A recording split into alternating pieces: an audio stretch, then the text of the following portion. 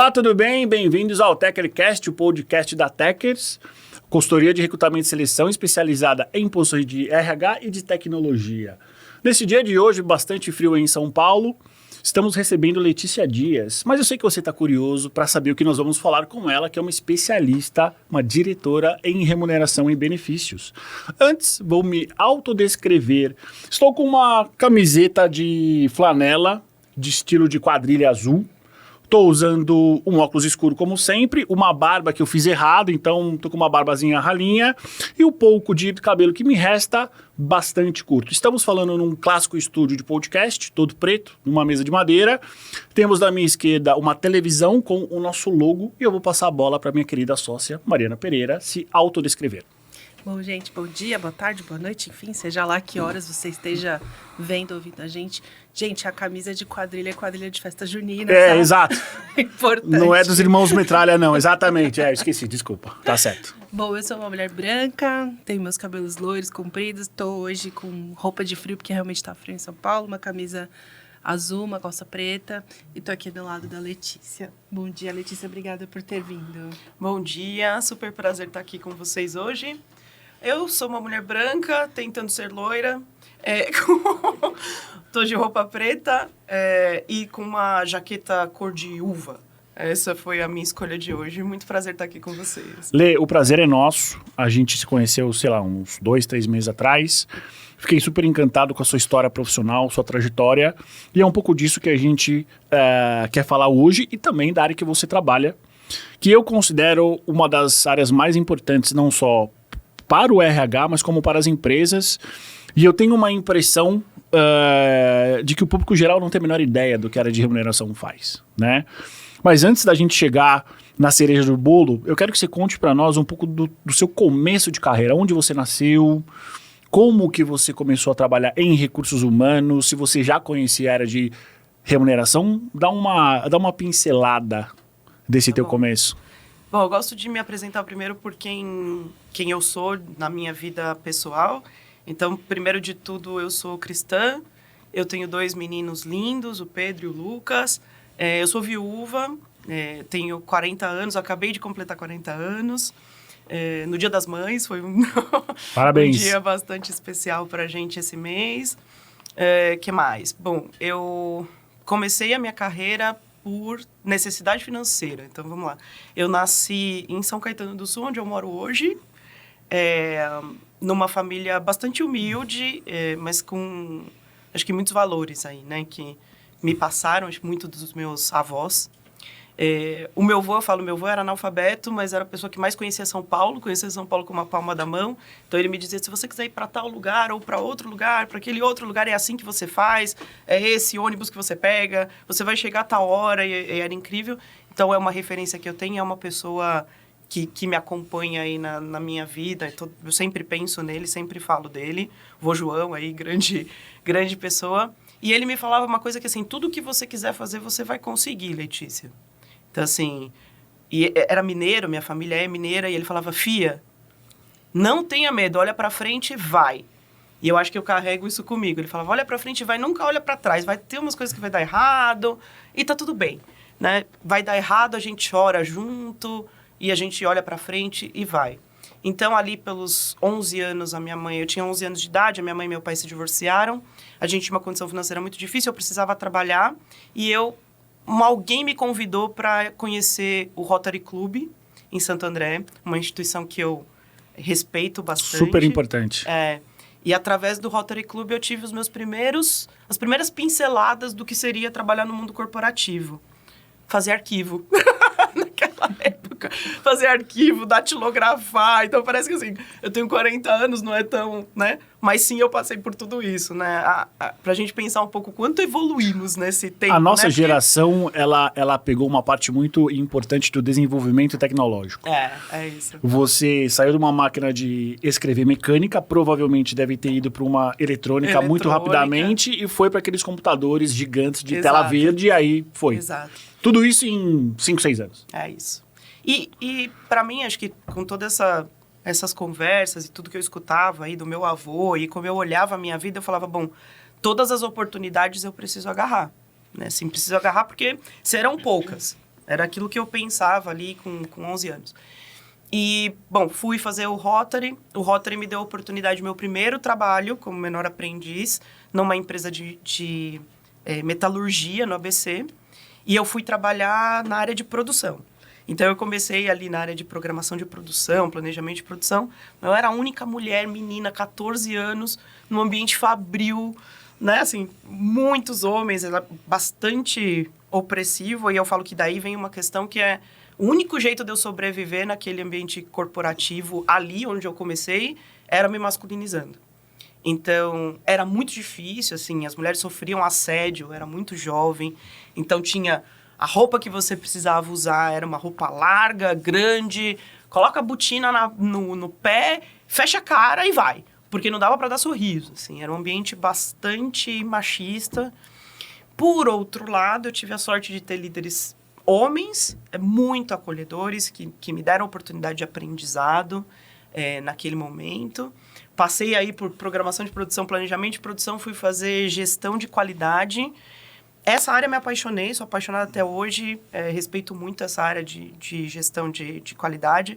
Ali eu aprendi uma série de coisas, né, de como detectar problemas, como é que a gente analisa a falha, como é que a gente certifica a qualidade dos nossos produtos, e daí traz isso para processo, traz isso para sua vida, traz para uma série de coisas. Mas eu me formei uma pessoa muito técnica nestas áreas de produção. Algum dia alguém me convidou para fazer uma experiência crítica em RH, eu tinha 17 anos, aí... E fui fazer minha primeira experiência com recursos humanos, cobrindo uma licença maternidade e tal. Eu sentei ali e falei, e agora? Eu lembro de ler tudo o que existia naquela sala, assim. Eu li todos os arquivos, todos os documentos e tal. E me falaram, olha, aqui você vai trabalhar atendendo a área comercial, como RH da área comercial, mas você vai ser responsável por remuneração e benefício. Eu falei, oi? 17 anos, minha primeira experiência. Bom, era uma empresa que tinha um sindicato super pesado, era base dividida entre a CUT e a Força. Eu tinha que sentar com os dois para negociar todos os pontos. Ainda tinha negociação sindical. Eu falei, bom, ninguém vai acreditar em mim. Eu tenho 17 anos, sou menina aqui nesse lugar. O que eu vou fazer? Eu preciso pelo menos ter propriedade técnica. E aí, conversando com o Edu outro dia, a gente estava falando sobre isso, né? Que talvez seja um bom caminho para quem quer ter sucesso profissional. Quando a gente sai de um lugar de bastante escassez, eu preciso ser muito bom em alguma coisa. E aí, foi remuneração e benefícios que eu falei, cara, eu vou ser muito boa nisso aqui. Né? Eu comecei, lá atrás, eu falei, bom, eu quero ser uma baita especialista nesse negócio. Era cargos e salários. Mas eu sei fazer uma tabela salarial fazendo regressão linear na ponta do lápis, né? O que isso ajuda, Letícia? Hoje em dia, talvez nada, mas num determinado momento eu sabia criticar o que o consultor me vendia, né?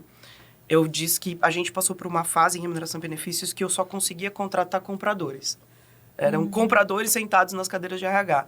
Porque você já fez? Assim, eu comprei da Mercer, eu comprei da Towers, eu comprei das grandes consultorias. Tá tudo bem comprar, né? Mas você precisa pelo menos saber o que ele tá te vendendo, né? Para poder questionar. Então, eu sou dessa época, gente, que comecei lá atrás, fiz tabela salarial na mão. Passei pela época de vamos avaliar todos os cargos, inclusive operacionais. Os operacionais que recebiam ali salário fixo, tabela fixa, ponto 1, ponto 2, ponto 3, né? Então, acho que passei por todas as fases de remuneração e benefícios nesses anos todos. Então, minha carreira começou aí. Quando eu entrei no RH, me apaixonei. Eu sou apaixonado pelo que eu faço, então acho que é importante dizer isso, assim, não foi só por uma questão foi também por uma questão de sobrevivência mesmo, assim, essa é uma oportunidade, aqui eu vou aprender e vou me desenvolver nisso. Eu vi um mercado, comecei a estudar, vi um mercado que poderia ser promissor para mim. Fiquei nessa empresa que depois saí dessa metalurgia, que era a Eluma, em Santo André. Eles me mandaram para a holding, que era a Paranapanema SA. E lá eu comecei a ver o que era trabalhar no corporativo de verdade, porque aí eram diferentes empresas, um grupo empresarial de verdade, brasileiro e tal, mas muito avançado para aquela época. Então, tive a oportunidade, logo no começo, de desenvolver planos de previdência privada, de trabalhar com incentivos de longo prazo, o que as empresas brasileiras, muitas ainda não têm, mas eu tive essa oportunidade no passado desde o começo, já trabalhar bastante com isso. Era um grupo que tinha o Banco do Brasil como principal acionista, o que também me colocou numa baita exposição a conselhos corporativos e tudo mais. Então, acho que eu desenvolvi uma maturidade executiva grande lá pelos 17 aos 20 anos, que foi meu primeiro cargo de liderança ali aos 20 anos. Depois tinha o sonho da multinacional, né? Eu falei, puxa, mas eu preciso sair daqui, eu preciso crescer e tal. Um amigo que conhecia um amigo, que conhecia um amigo, me convidaram para fazer uma entrevista na PepsiCo. Eu fui contratada no mesmo dia. Então, esse foi um processo muito maluco, assim, porque eu fui para uma entrevista, fiquei na PepsiCo 4 horas, falei com 6 pessoas e saí com uma proposta salarial. Às 8 horas da noite, naquele dia, e eu falei, caramba, assim, o que está acontecendo, né? Porque, imaginem vocês, assim, acho que a gente pode... Talvez, eu faço trabalhos voluntários e conheço bastante gente que vem do mesmo lugar que eu vim. A gente tem medo, a gente sente medo, né? De largar a segurança, de deixar aquele lugar que te acolheu, que te recebeu, que você cresceu e que você vê que você pode desenvolver uma carreira ali. Ali era uma empresa que as pessoas faziam 20 anos, 30 anos, se aposentavam. Até hoje eu tenho amigos que continuam trabalhando lá, da mesma época que eu, e que não vão sair, vão se aposentar lá. E estão felizes, está tudo certo, sabe? Acho que são escolhas. Mas naquela hora eu falei, puxa, aqui é uma intersecção. Eu me lembro desse dia, eu tô falando com vocês e eu tô voltando, né? Porque eu falei, puxa, aqui ou eu arrisco e vou, ou eu vou ficar para trás. E aí o vô João deve ter... eu fui pra casa do vô João, né? Ele deve ter ficado feliz, né? Eu fui pra casa do vô João. E aí ele me contou uma história. E acho que esse foi... Ele nunca tinha me contado, foi curioso, né? Porque ele falou pra mim... Quando eu vim para São Paulo, eu não tinha trabalho, eu não tinha formação. Eu sou analfabeto, né? E aí, filho, eu fui lá para a Praça da Sé, porque me disseram que lá eles contratavam as pessoas para trabalhar. E aí me contrataram para trabalhar em faxina, para ser faxineiro de edifícios que estavam sendo entregues ali naquela região. Mas eu dei uma olhadinha em volta e falei assim, esse pessoal é mais tonto do que eu. Assim, daquela forma que ele falava. Eu acho que eu posso formar uma equipe para trabalhar de faxina, e quem sabe eu não vou precisar ficar aqui ajoelhado, limpando o chão com espátula e tal. Empreendedor, né, na época. Na época. E assim ele fez. Então, ele começou a criar times, né? Assim, o tino que ele tinha ali.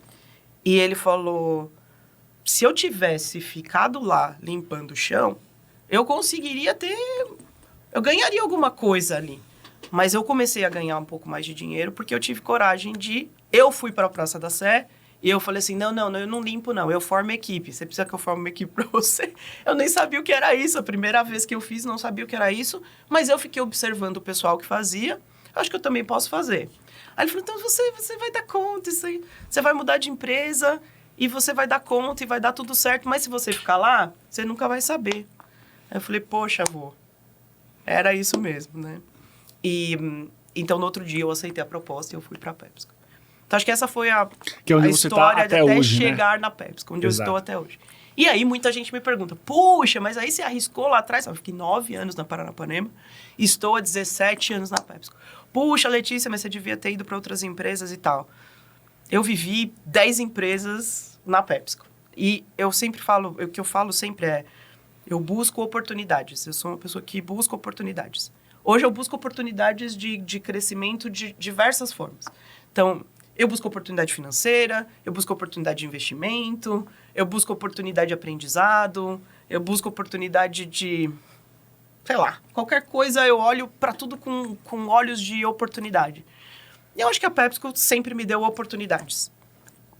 Nesse caminho eu não senti falta de mudar de lugar. Acho que talvez se eu tivesse ficado estagnada, sentada na mesma cadeira por 10 anos, eu teria buscado outras oportunidades.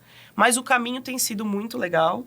Então eu cheguei na multinacional com aquele sonho de, puxa, aqui vai estar tudo lindo, né, maravilhoso. Não, era muito menos estruturado do que a empresa que eu vinha. Não tinha política, não tinha nada. A área de remuneração era museu. E a Andréa Vitoriano, maravilhosa, beijo, Dé, minha líder querida, que hoje é a CHRO do Axê, fantástica. Ela me deu a oportunidade de aprender mais uma série de coisas e nós juntas construímos uma área que foi crescendo e tomou outra proporção. Ali fiz de vários projetos para o Brasil, fiquei 4 anos trabalhando só para o Brasil, né? Projeto para remuneração variável de vendas, remuneração variável de operações. A PepsiCo é super pioneira nessa questão de remuneração variável para operações. Tudo que você possa imaginar de estrutura eu criei. Então, eu fui a pessoa de remuneração que tinha a caneta e criava os controles e as políticas. Por que eu estou falando isso? Porque acho que essa figura não deveria existir mais, ainda existe, mas acho que lá, 17 anos atrás, talvez fosse necessário criar algum tipo de estrutura, algum tipo de suporte. E, infelizmente, algumas companhias continuam naquele mesmo formato. Não evoluíram no que é remuneração-benefícios hoje. E depois de tanta coisa que eu fiz ali para o Brasil, eles me convidaram para fazer uma posição regional. Na época, a gente chamava de SACAF, era uma estrutura de América do Sul, mais países do Caribe e tal. E foi uma baita oportunidade de ver que daquele lugar que eu saí ali na zona leste de São Paulo, tinha um mundo que ia muito além do que eu poderia enxergar. Fui conhecer a América Latina, tive a oportunidade de viajar em 19 países diferentes. E conhecer as culturas, e conhecer os negócios, e conhecer as pessoas, e começar a olhar para... Peraí, eu acho que foi aí que virou um pouco também a minha chave de... isso aqui é sobre pessoas, isso aqui não é sobre... Números, né? Acho que foi uma grande virada de chave esse momento, assim, de... Nossa, não dá para fazer a mesma coisa em todos esses países. Essas pessoas são muito diferentes. Nós somos todos latinos, mas somos muito diferentes em termos de cultura, o que a gente precisa e tal. Aí foi uma virada importante de, peraí, aquilo lá que eu apliquei para o Brasil não vai funcionar. Não vai funcionar aqui para esses outros negócios. Porque a PepsiCo tem negócios muito diferentes. Não, cara, a gente vende salgadinho e refrigerante em todos os lugares, tá? Mas as pessoas são muito diferentes. Então, aí foi, peraí, remuneração não é sobre número, remuneração é sobre pessoas. Mesmo os nossos vizinhos aqui mais próximos, Argentina, Chile, nós somos muito diferentes. Completamente diferentes. Na cultura, na forma de enxergar o mundo e a relação de trabalho, né? Completamente diferentes. Culturalmente, no que eu valorizo, no que é importante para minha família, até na questão do patriarcado, na questão desse tema todo que a gente fala de diversidade e inclusão, completamente diferentes na América Latina. E o que a gente poderia oferecer para atrair um executivo no Brasil ou para atrair um executivo na Argentina, completamente diferente. O que eu poderia oferecer para atrair um operador de produção no Brasil ou na América Latina, também completamente diferente. E também chegou num ponto que, assim, a gente fala toda vez que a gente fala de atração, né, vocês são especializados nisso, a nossa cabeça de RH vai pensar em atrair talentos, né? E a gente pensa que talento é só os gerentes sêniores e os diretores e tal. O meu olhar se voltou para o frontline, para o time de produção, de vendas, que é 95% do headcount de qualquer companhia. Eu fui olhar para eles, né? Assim, então, acho que tem um pouco dessa história de onde eu vim, né? De assim, puxa, tem uma galera aqui que tá ralando, que tá fazendo acontecer, ninguém tá olhando para eles, assim, tem uma coisa estabelecida e é isso aqui que a gente pode oferecer e não estamos muito preocupados se eu preciso reter ou não preciso reter um operador de produção, porque afinal ele precisa do emprego, não é? Mas essa visão de... É uma mudança de mentalidade forte. Afinal ele precisa do emprego, a gente descuida. Descuida do que você oferece, descuida do que ele precisa, descuida do que ele tá lá sofrendo na casa dele, né? Quem falou que ele não precisa ser feliz para produzir bem, melhor? Quem falou? Que é só o executivo ou o gerente sênior que precisa ser feliz, que a gente precisa considerar, fazer pacotes diferenciados e tal, porque esse cara eu preciso reter. Todo mundo está falando sobre felicidade do trabalho. Agora você tem certificação internacional em happiness in the work. Por quê? Eles também precisam.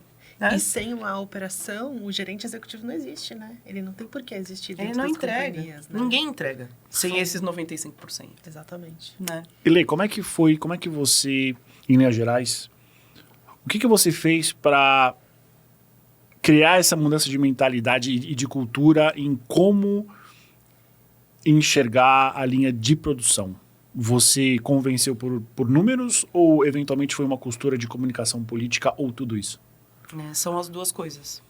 Eu acho que Você sempre tem que... Vamos falar de oportunidade, né? A oportunidade que eu tinha, então sempre falo sobre isso, eu sei de uma coisa que esse líder não sabe. Então, eu tenho o conhecimento técnico que ele não tem. Eu preciso dizer para ele que isso é importante baseado na técnica e nos números, por um lado. E, por outro lado, eu preciso ter um poder de convencimento político de, sim, a gente precisa trabalhar com essa população, sim, a gente precisa fazer alguma coisa diferente para esse público, né? Mas não dá para fazer isso também só na conversa, sabe, Du? Assim, acho que a gente tem que usar, sim, os conhecimentos que temos. E também porque eu tinha certeza do que eu estava falando ali. Eu não tinha dúvida de que se a gente mexesse ou se a gente olhasse para essa população, eu ia ter resultados mais significativos para a organização e para as pessoas. Então, num dos livros que eu coescrevi em parceria com a editora Líder, André também, outra Andréia na minha vida, olha como as Andréias são importantes aqui, me deu essa oportunidade, Andréa Roma. Eu falei um pouco sobre isso lá, que assim, remuneração e benefícios, todo mundo que me encontra fala assim, então é você que paga. Não, eu não faço folha de pagamento. Tá? Então é você que manda contratar e demitir. Não, eu não faço recrutamento e seleção. Não faço talent acquisition, né? Então é você que decide se eu vou receber aumento ou não. Não, eu não sou o líder, não sou eu que decido se você vai receber aumento ou não. Então, é muito difícil realmente explicar o que é remuneração e benefícios, Edu, Mari. Mas hoje eu falo que remuneração e benefícios é talvez uma das áreas, ou a área mais estratégica de recursos humanos, do ponto de vista da gestão financeira que tem nas mãos e que pode impactar para o bem e para o mal uma organização. E muito. Né? Quando você coloca aí na conta todo o pacote que a gente administra financeiramente tem um impacto muito grande nas organizações. Tem impacto, sim, em quem você vai atrair e em quem você vai reter. Tem impacto, sim, em como você vai pagar e nas estratégias de pagamento. Tem impacto também em como você vai desenvolver os seus indivíduos, porque você possibilita, através de remuneração e benefícios, oportunidades de carreira, que a área de talent vai utilizar para poder continuar desenvolvendo os talentos. Então, é uma área que influencia todo o recursos humanos, mas influencia todos os indivíduos em diversos momentos da sua vida. Então, se você, como profissional de remuneração e benefícios, puder combinar a responsabilidade que você tem na organização para que os negócios sejam bem-sucedidos, mas que as pessoas também sejam bem-sucedidas, aí a mágica está feita. Essa é a mágica que a gente tem nas mãos. Assim. Eu posso fazer uma companhia ter mais resultado? Posso. Mas eu também posso fazer o Edu e a Mari serem mais felizes no resultado da casa deles, da vida deles, dos objetivos pessoais deles. Isso quando a gente não fechar os olhos para as pessoas e continuar olhando só para os números. Então, acho que esse é o caminho que eu acredito hoje, que eu venho trabalhando. Não é fácil, é difícil. Muitas vezes, em muitas companhias, assim, principalmente quando a gente entra em cenários de inflação, cenários de recessão e tal, 90% do tempo da pessoa que está sentada em remuneração e benefícios vai ser gestão de custo. Como é que eu faço gestão de custo mantendo a Mari e o Edu felizes? É muito difícil, mas eu posso criar oportunidade. Então, criar oportunidade é uma coisa que a gente tem que ter na cabeça, assim, né? Eu falo muito que, assim, você pode melhorar o que você oferece sem necessariamente ter custo adicional. Você vai precisar trabalhar bastante. Que tipo de trabalho que quem está vendo a gente e que quem está ouvindo que trabalha em remuneração ele pode fazer? Levantar a bunda da cadeira e pesquisar, conhecer coisas novas ou simplesmente perguntar para o colaborador o que faria ele feliz? Acho que tem um pouco de tudo.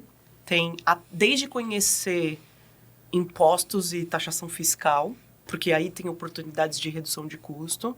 Quem ainda no Brasil continua investindo um montão em salário fixo, de cara está perdendo 38% de redução de custos e impostos, né? Porque a remuneração variável traz essa oportunidade.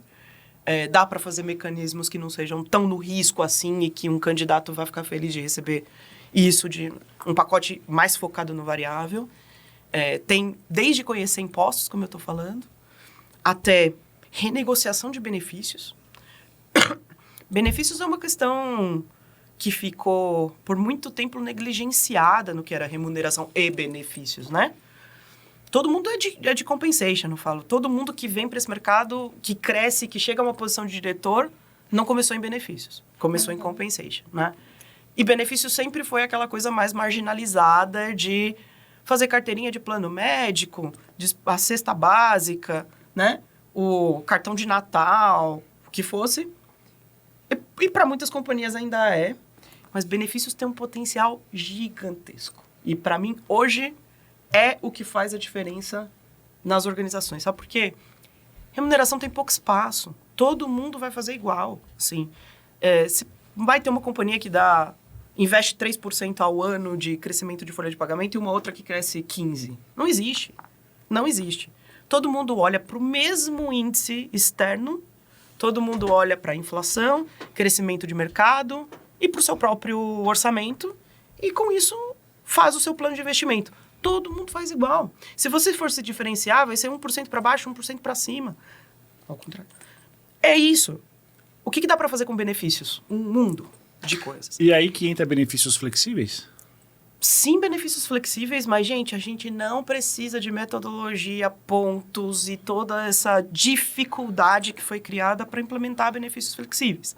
Dá para ser flexível no que você já tem e já oferece de uma forma muito mais simples. Agora, tem minas de dinheiro, principalmente no Brasil. Faça uma boa gestão de plano de saúde, reduza o seu custo e reinvista no seu pacote de benefícios. Poxa, é tão difícil, o plano de saúde cresce 2 dígitos ao ano. Dá para não crescer. Como?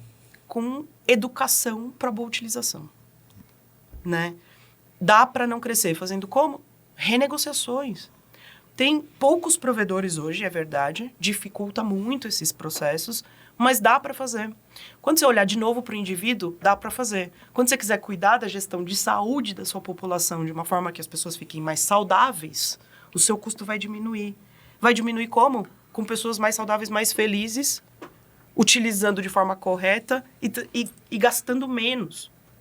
O seu sinistro vai ser menor. Puxa, isso vem no primeiro ano? Não vem. Começa hoje para ver fruto daqui 3. Só que é uma economia É gigantesca, uma economia né? gigantesca, é exponencial. Eu posso dizer, fiz isso nos últimos anos, reinvestimos no pacote de benefícios, eu gastei tudo que a gente salvou? Não. A gente entregou resultado para a organização e entregou resultado para as pessoas.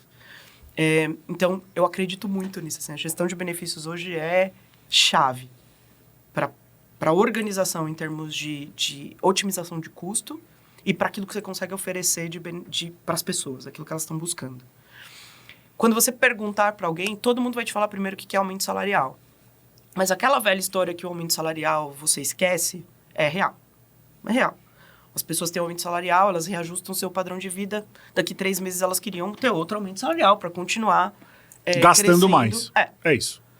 Também tem educação aí para fazer. Se você quer investir no pacote de benefícios, precisa educar as pessoas, os times a entenderem que se a empresa está te oferecendo algo que você está tirando do seu orçamento, isso é salário. Isso é mais dinheiro na sua conta. O benefício que a empresa está te dando é mais liquidez na sua conta. Gestão econômica é outra coisa que as empresas ainda estão patinando, mas que faz muita diferença para a gestão de remuneração e benefícios hoje em dia. Eu vou te ensinar a usar teu dinheiro, vou te ensinar a ser mais próspero, né? Educação financeira, e com isso a sua percepção com relação ao teu pacote de remuneração e benefícios será melhor, porque você vai viver melhor na tua casa. Tudo isso é o que a gente começa a fazer quando, de novo, você tira o olho do número, bota o olho no indivíduo. Então, hoje eu faço... A minha visão de remuneração e benefícios está totalmente aqui no indivíduo. O número é só consequência. Eu preciso garantir alguns processos, sim. Todo mundo que trabalha em remuneração e benefícios vai concordar comigo. Tem compliance, tem número que a gente precisa garantir, tem reporte para quem trabalha com LTI, sabe? Né? Reporte para a Bolsa de Valores, uma série de questões que são importantes, mas a transformação a gente só consegue fazer se a gente tirar o olho do número e colocar o olho no indivíduo. Lê, você trabalha nessa área talvez há mais ou menos uns 20 anos. 20 né? anos. Quais foram as principais evoluções que você viu que não foram simplesmente boas práticas e evaporaram? Desde o começo, quais foram as principais evoluções em remuneração? até agora? Acho que um pouco disso que eu vinha comentando, né? Da gente sair de um lugar que era cargos e salários para dizer, bom, esse cargo ganha isso e é isso, não pode mudar, não pode nada. Tem uma questão toda, no Brasil, muita gente ainda fala de isonomia salarial. Isso é verdade, mas não tem tanta pressão como tinha no passado. Tem mais encargos operacionais, é verdade, mas a gente praticava isonomia salarial para gerentes de marketing. Sim. Né? Hoje a gente já entende que você não precisa praticar isonomia salarial para isso. A gente tem uma evolução importante de uma área que era uma área de suporte para o RH e para a companhia, passou a ser uma área estratégica, de gestão de custos, de talentos, como eu vinha explicando. Tá todo mundo lá? Não tá. Não tá todo mundo lá. Acho que esse é o principal ponto. Assim, os gestores de RH aí são responsáveis em provocar essa mudança nas organizações. Eles precisam ser os primeiros a enxergar o potencial da área de remuneração e benefícios para os seus times, para as organizações que eles lideram, para que a gente possa fazer essa transformação. É uma área que era pautada muito nessa questão de avaliar cargo, quanto vale o cargo, e paga o quanto vale o cargo. Puxa, como que eu vou fazer reposição inflacionária, né? Então, ela vinha muito pesada. E tem um outro lado que era, todo mundo já ouviu isso, que assim, remuneração é caixa preta. Né? É a caixa preta. Sim, era a caixa preta. Ninguém pode saber o quanto o outro ganha. Questão de ser. Ninguém pode saber o que o outro ganha, ninguém pode saber o que eu faço como líder de remuneração e benefício. Aqui não. A minha matemática para avaliar um cargo sou eu que defino, é muito complexo. Então, não consigo te explicar, mas eu sou um avaliador formado, então eu posso te garantir que esse cargo vale tanto. Ninguém sabia como tinha chegado ali. Eu falo que grandes escritores conseguiram avaliar cargos mais pesados, porque tudo é baseado numa descrição de cargo. Acho que isso também é um conceito que vem sendo abandonado aos poucos, tomara seja abandonado 100% no futuro. Porque, de novo, olhando para o indivíduo, não é mais o quanto vale o cargo, mas é quanto vale aquela experiência, aquela pessoa, o que ela aporta, o que ela pode entregar para uma organização. Mas aí como que você avalia isso? Ah, Porque aí já, na minha visão, deixa de ser só uma área técnica de remuneração e passa muito pela nossa área de recrutamento. Exato. Não dá para fazer sozinho. Não vai ser o líder de remuneração que vai falar assim, se o Edu vale X mil reais. O que o líder de remuneração vai falar para essa função no mercado vale tanto. É uma combinação de fatores. Essa função no mercado vale tanto. O que a gente tem em orçamento é tanto. O que eu posso oferecer vai daqui até aqui. Não estou falando só de faixa salarial, não, sim, tá? Sim. Mas de quanto de flexibilidade eu posso ter, o quanto eu posso... A gente faz essas discussões hoje com os líderes de Talent Acquisition muito claramente. Olha, eu poderia ir até 10 mil reais, mas para esse cara, e com tudo que ele aporta, faz sentido a gente passar. Né? Que é uma discussão importante e que traz mais resultado para a organização. Com certeza. Eu vi um estudo até da Universidade de Stanford e eles estavam mostrando que, assim, qual é o custo da não flexibilidade nos pacotes de compensation. Que é justamente você não ter flexibilidade em oferecer mais salário. Não vamos nem falar de benefícios aqui. Eles mostravam que se você traz alguém com pouco incremento salarial ou que não paga exatamente o que aquela pessoa tem expectativa em função das suas próprias experiências e skills, a tendência dela sair nos primeiros 3 anos é super alta. Estatisticamente passa de 50%. Qual é o custo de recolocação que você vai ter? Eles pegaram amostras reais e com esses números mostraram que as companhias que tinham esse tipo de turnover, um turnover muito alto, de 18 a 36 meses, tinham no custo de pessoas muito mais impacto do que se elas tivessem flexibilizado a contratação e trago acima dos salários aplicados naquele momento. Então, como a gente amplia a nossa cabeça, assim, como RH, como é que a gente amplia a cabeça, que puxa, eu vou perder esse candidato porque eu não posso ir 10% acima, vou contratar outro candidato que talvez não seja exatamente o que eu preciso, não vai trazer 100% do que eu espero do ponto de vista de resultado. Eu vou viver aqui com 70% de resultado, por um tempo, até eu formar essa pessoa, até ela chegar onde eu quero. E isso representa quanto de custo? Não ter 100% de resultado representa quanto de Versus custo? os 10%. Versus os 10% que eu poderia ter flexibilizado na hora da contratação. Puxa, mas tem o coleguinha que vai ficar triste porque vai ganhar menos do que ele. Ninguém é igual.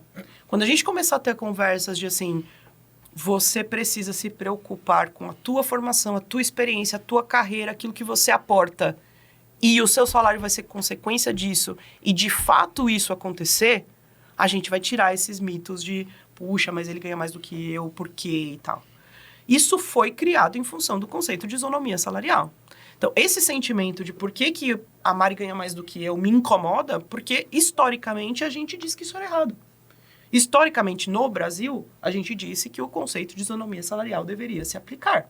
Então, principalmente para quem construiu carreiras, né,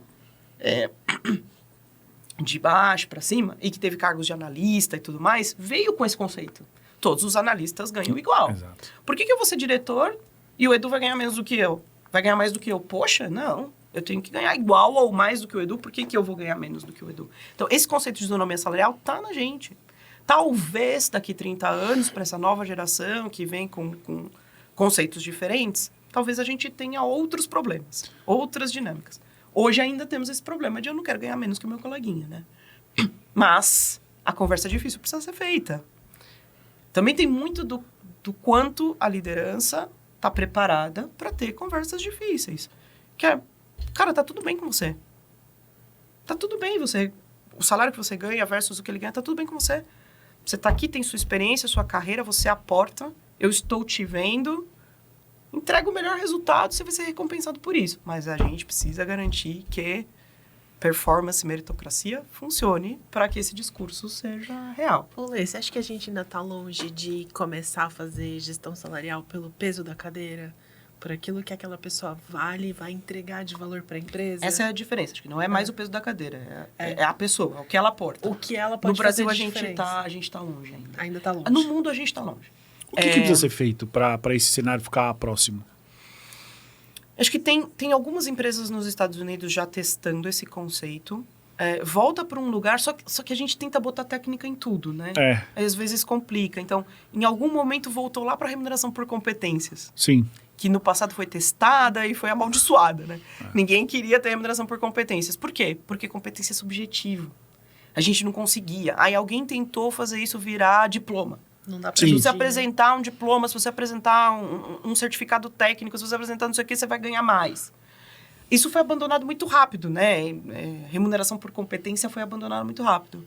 Mas o conceito é um conceito que faz conceito sentido. é bom, é isso. O conceito faz sentido. Quando a gente tentou colocar técnica... O método, né? O método faz sentido. Mas quando a gente tentou colocar técnica, não funcionou. Porque eu queria transformar isso em número de novo. Sim. Então, eu queria transformar isso em escala. Puxa, se o Edu tiver 3 pós-graduações, isso vale 30 pontos. Entendi. Que quer dizer que ele é responsável por 10% do lucro final. E não quer dizer E nada. não E não quer dizer nada. E não quer dizer nada. Esses dias eu peguei um currículo, bom, você deve ver muito mais do que eu. Eu olhei, eu falei, caramba, a pessoa tinha 6 MBAs. Nossa. 6? Como é que faz 6 MBAs? Eu sofri com o meu. Eu olhei aquilo e falei, bom, claro que hoje também tem MBA online. Sim. Né? É fácil de fazer, enfim. Mas a página de formação era isso aqui. É uma lista de cursos e pós-graduações e MBAs e tal. Mas isso vem muito desse lugar de quanto mais eu fizer, mais eu vou ganhar, quanto mais eu fizer... Não é sobre isso. E é um pouco do mundo acadêmico, né? Porque no mundo acadêmico isso é muito valorizado, né? Para eu ser um professor, um PhD, eu tenho que chegar ali e aí essas escalas funcionam, mas no mundo corporativo não, né? Não funciona. É o que você entrega de valor. Então, é por isso que a remuneração por competências no passado não funcionou, porque a gente tentou transformar isso numa coisa técnica, numérica, que era muito difícil de fazer. O ponto é, a gente não quer lidar com o subjetivo. Exato. Os líderes de RH e os líderes organizacionais não querem lidar com o subjetivo. Mas precisa lidar com o subjetivo para fazer esse tipo de remuneração acontecer.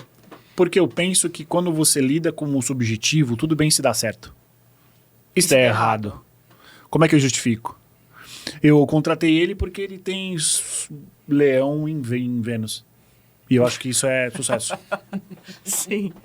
Não faz sentido, né? Então, talvez uma mentalidade de fracasso se sobrepõe a uma mentalidade de sucesso. De sucesso. Passa muito pela área de talent acquisition, nesse caso. Muito. De conhecer. Essa organização nos Estados Unidos que está fazendo o piloto, eu tive a oportunidade de conhecer, está fazendo o piloto de remuneração com base naquilo que o indivíduo aporta ou pode aportar para a organização. Eu fui conhecer o piloto. A área de talent acquisition, junto com o gestor, são responsáveis pelo desenho do perfil. Isso é super crítico. Que, assim, de fato, o que a organização precisa para esta posição? Gente, não adianta mais falar que precisa de inglês fluente. Não é isso. O que é necessário para esta posição? Isso sai daquelas descrições padrão que a gente tinha no passado. 3 anos de formação, inglês fluente, curso de não sei o que é desejável. Não é sobre isso. Passa sobre o conhecimento, habilidade e atitude, né? É mais do que isso. Muito além disso. Muito além disso. Mas é sobre que tipo de experiência essa pessoa precisa ter vivido. Que tipo de problema ela tem que ter resolvido, enfrentado, passado.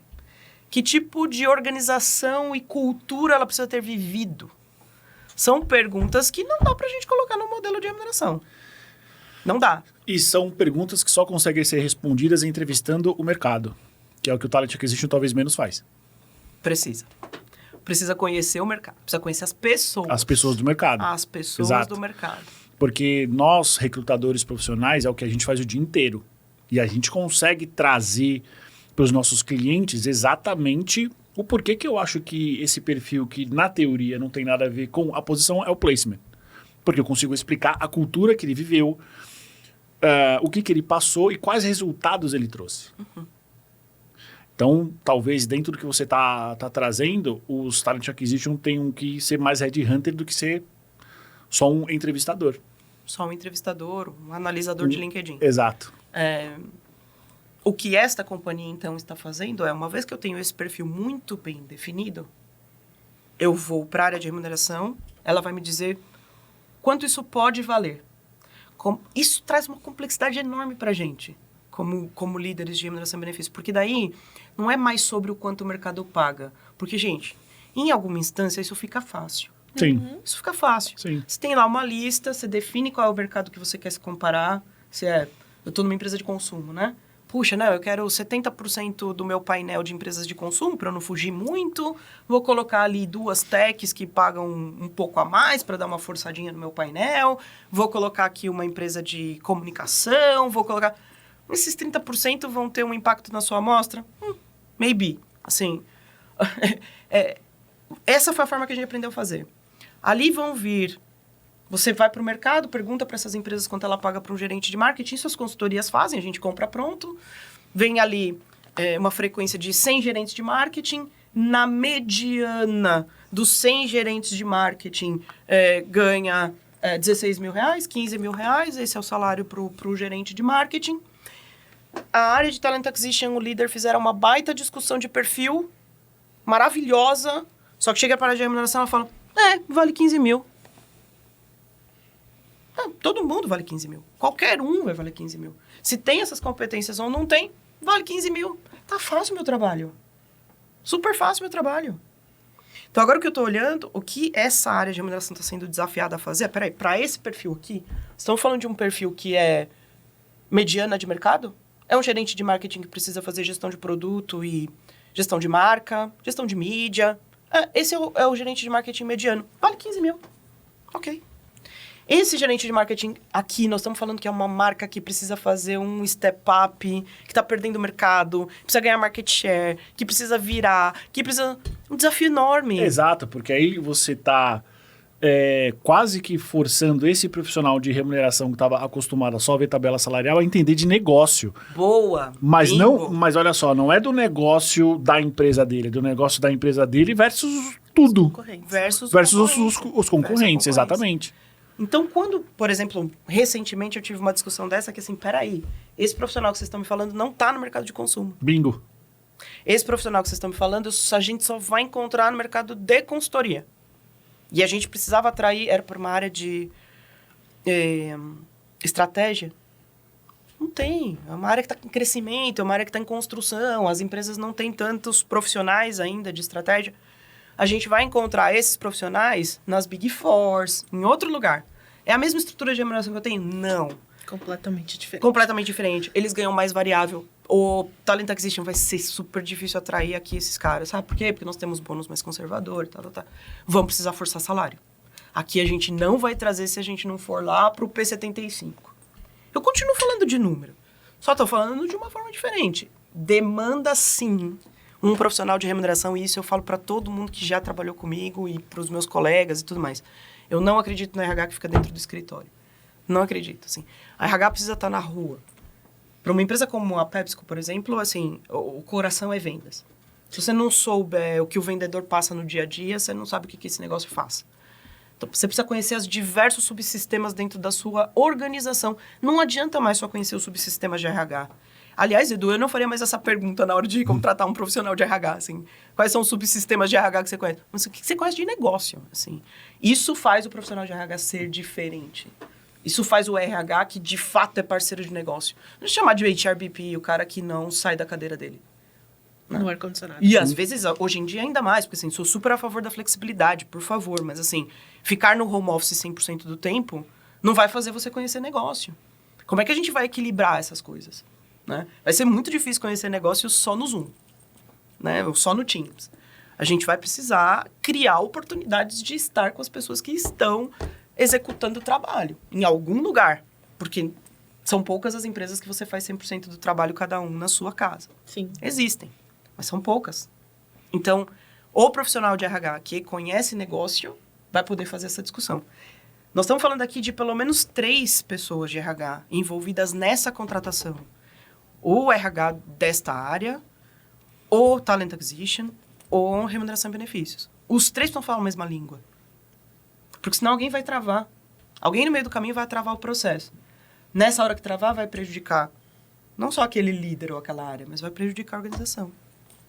Então, voltando para a resposta da sua pergunta e da sua para que a gente possa fazer essa transformação, tem conhecimento de negócio, tem desafiar as consultorias que nos prestam serviço a mostrar números diferentes do que elas mostram hoje, combinações diferentes, discussões diferentes de mercado, que hoje a gente tem pouco, e tem como combinar essa estatística, esse número, esse controle que vai ser sempre necessário com flexibilidade para poder entregar aquilo que a empresa precisa. Não é fácil, não. Não é fácil, mas está funcionando. Está funcionando para quem está fazendo esses pilotos. Acho que Estados Unidos vai primeiro, como sempre. Em remuneração e benefícios, historicamente, Estados Unidos pioneiro, né? Pioneiro, Principalmente depois da crise de 29, foi onde a área começou, né? Foi onde a área começou. Então, a área de remuneração com essa perspectiva estratégica começou lá. Mas você sabe que nós estamos agora num momento interessante para os profissionais de remuneração e benefícios da América Latina. O profissional americano de remuneração e benefícios não sabe lidar com inflação. Verdade. E os Estados Unidos começaram a sofrer com inflação. Eles nunca viram esses índices de inflação que eles estão vivendo hoje, né? Então, era muito simples ali, né? 1%, 2% por ano. E historicamente, os Estados Unidos também tem pacotes de benefícios super enxutos, né? Porque tem essa questão de não precisa oferecer nada. Tem o governo, tem o público, tem, né? E tem que você consegue pagar com a sua própria remuneração as suas necessidades básicas. Que isso está mudando. Isso está mudando muito. E não está mudando para executivos, está mudando para a força de trabalho. Então, volta para aquele ponto que eu te falei. 95% das pessoas são os operadores, os vendedores, os entregadores. É essa galera. Nos Estados Unidos, hoje em dia, puxa, eu vou trabalhar no McDonald's, está pagando mais. Eu vou trabalhar no Starbucks. Vou trabalhar em outros lugares que talvez as grandes companhias não estão me oferecendo a remuneração que eu gostaria de ter, porque continuam parados lá no modelo de quando a inflação era 1% ou 2%. Então, vai ocorrer uma transformação. A gente já está vendo turnover de 40% para empresas que têm essa base da pirâmide muito grande, como eu estou dizendo, talvez aí mais de 5 mil funcionários, alguma coisa nesse sentido. tem turnover de 30%, 40% já desta população. Isso impacta demais qualquer resultado de negócio. Demais. Você é recrutador, você sabe disso. Sim. Assim. A gente colocar 40% de pessoas para dentro, mês contra mês, é uma loucura. É uma loucura. Isso está acontecendo pela gestão de remuneração. Então, começa a ter um movimento de... Nos Estados Unidos, eles precisam de pessoas que tiveram esse conhecimento de gestão de remuneração em mercados inflacionados e tal, para levar conhecimento para lá. E o Brasil é o cenário, Estamos né? num bom bem. momento. Num bom momento com profissionais Lei, brasileiros. Em linhas gerais, quais são as principais diferenças? Você já trouxe um pouco do mercado americano. E quando a gente compara a Europa versus a América Latina, tem alguma diferença em termos de estratégias ou do dia a dia? Em termos de comp e bem? Tem bastante diferença. Tenho aprendido mais recentemente sobre o mercado europeu, mas tem bastante diferença principalmente porque não tem a volatilidade que a gente tem aqui, não tem o movimento de mercado que a gente tem aqui, as pessoas se movimentam menos, as diferenças salariais entre níveis é muito menor, então tem uma certa estabilidade nesse processo de remuneração e benefícios. Por outro lado, a Europa está indo muito mais rápido na história de benefícios flexíveis. Sabe onde está travando? Está travando em plataformas tecnológicas. Então, não tem plataforma tecnológica disponível, tem poucos provedores para fazer gestão de benefícios flexíveis. E lembra que eu falei que dá para fazer benefícios flexíveis de outro jeito, mas ainda nesse formato tradicional, você precisa de plataforma, precisa de distribuição de pontos, precisa de enrollment anual, uma série de coisas. Está travando um pouco aí, na qualidade desses provedores, na disponibilidade desses provedores, mas do ponto de vista de implantação, a Europa está indo muito mais rápido na implantação de benefícios flexíveis. O que é ótimo, porque eu sempre digo, né, se você tem 2 milhões para investir, você consegue colocar um benefício adicional na sua organização ou oferecer 6 diferentes, para que as pessoas possam escolher aquilo que mais se adequa. Hoje, benefícios flexíveis não é só uma questão de ter um pacote atrativo, mas é uma baita ferramenta de gestão de custos, uma baita ferramenta. Então, acho que a Europa se movimenta mais rápido nesse sentido. Tem uma movimentação muito interessante em well-being, que é um outro ponto que nem se falava antigamente como parte do pacote de remuneração e benefícios. Hoje, o que as pessoas te perguntam, Edu? Presencial ou é flexível? Híbrido. Híbrido. Eu Posso trabalhar de casa? Eu posso entrar às 10 e, por exemplo, sair às 7. Posso não trabalhar de sexta-feira, vou ter uma short Friday. Exato. Tem benefício academia? Tem o Gym Pass ou alguma coisa assim. Tem day off. Day off, exato. Assim, sexta-feira eu posso ir de bermuda. Que é isso, algumas companhias começaram esse movimento aqui no Brasil, de dress code também, né? Essa nova geração, e isso daí, eu não tô vendo muita diferença entre América Latina, Estados Unidos e Europa, busca o well-being. Então, o well-being começou a fazer parte do pacote de remuneração e benefícios como super crucial. E vamos ser sinceros, querido, você pode vir de regata, não vou ter custo nenhum, se vai te fazer Exato. bem, sucesso. Mas para a pessoa é um fator Exato, de é uma decisão percepção, muito importante. é uma percepção de que ela está sendo bem cuidada. Agora, veja o potencial que você tem de melhorar a percepção da oferta organizacional, sem impacto de custo, fazendo as pessoas mais felizes, mexendo nas suas políticas de well-being, ou trabalhando nas suas políticas de well-being.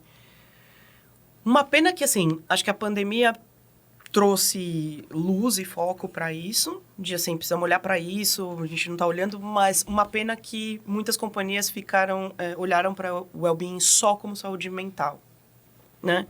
E pararam aí. E tá ótimo, tá? Tá ótimo que tem trabalhado nisso, tá ótimo que estão oferecendo isso, que bom, mas o well-being vai muito além disso, né?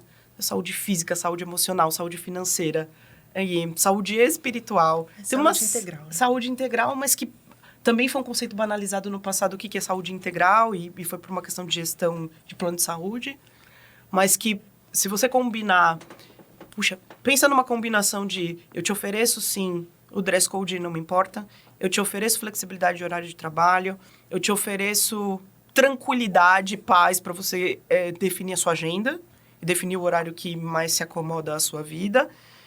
Te ofereço ferramentas para você administrar melhor o seu dinheiro e ter mais sucesso na sua casa, no seu orçamento. Te ofereço orientação de como cuidar melhor da sua saúde. Te ofereço ferramentas para estar mais saudável. Imagina tudo isso aqui combinado.